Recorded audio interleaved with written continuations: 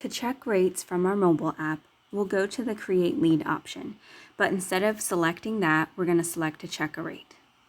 We'll select between purchase or refinance, and then of course we're going to include our state and county.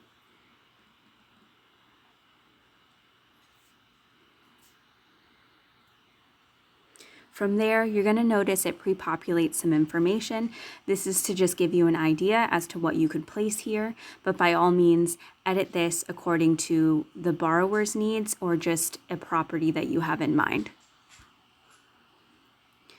Next, you'll be prompted with the typical questions that are asked when you're searching products and selecting, all from your desktop. Be sure to fill out as much information as possible as you navigate through here so that you can get the most ideal product selection. I'm going to include my lock period, and this is going to be a fixed rate. Loan terms you can add, but again, I want to see a full spectrum of options. And as a best practice, we do also want to include the type of AUS we plan on running. And for me, that's going to be DU today. You can continue to scroll and make edits according to your needs at this time, but when you're ready, you're going to select to search your products.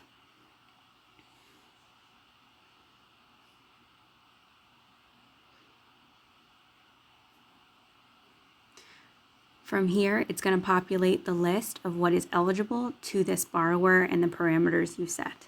You can still click into these different product options and take a look at the rates and what's available to you at this time, and you can adjust them by simply clicking on it. If you're ready to go with this product and this rate, you're absolutely ready to select Create Lead, put that borrower's information in, and automatically send them an Apply Now link, all connected to your main loan officer URL.